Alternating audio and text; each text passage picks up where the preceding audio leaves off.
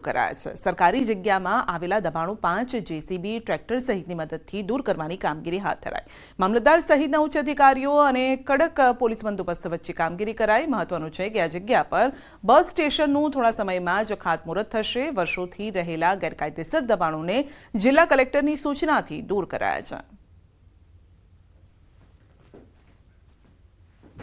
રાજ્યમાં ધોરણ 10 અને 12ની બોર્ડની પરીક્ષાનો પ્રારંભ થયો છે, ત્યારે દાહોદમાં પ્રેરણારૂપ એક ઘટના સામે આવી। જિલ્લા શિક્ષણ અધિકારીએ 2 વિદ્યાર્થીનીઓને પોતાની ગાડીમાં બેસાડી પરીક્ષા સેન્ટર પહોંચાડી। વિદ્યાર્થીનીઓ હિન્દી હાયર સેકન્ડરી સ્કૂલની જગ્યાએ સ્ટીફન સ્કૂલમાં પહોંચી ગઈ હતી, અને જેથી જિલ્લા શિક્ષણ અધિકારીએ વિદ્યાર્થીનીઓને તાત્કાલિક ગાડીમાં બેસાડી સમયસર પરીક્ષા કેન્દ્ર પર પહોંચાડી હતી।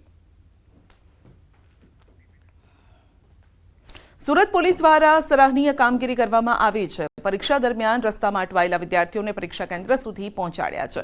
પર્વત પાટિયા, સહારા દરવાજા, બેગમપુરા સહિતના વિસ્તારમાં પોલીસે કામગીરી કરી અટવાયેલા વિદ્યાર્થીઓને તાત્કાલિક જ પરીક્ષા કેન્દ્ર સુધી પોતાના વાહન પર પહોંચાડ્યા।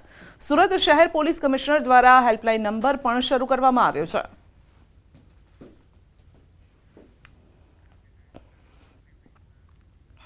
અમદાવાદમાં એએમસીની સબ ઝોનલ ઓફિસના તાળાબંધી કરવામાં આવી છે। ભાજપના નારાજ કાઉન્સિલરોએ કરી છે ઓફિસના તાળાબંધી। અસારવા સબ ઝોન ઓફિસ પર ભાજપના કાઉન્સિલરોએ કર્યા છે ધરણા। અધિકારીઓ યોગ્ય જવાબ નહીં આપતા હોવાના આક્ષેપ થઈ રહ્યા છે, અને તે સાથે જ તેઓ ધરણા પર બેઠા।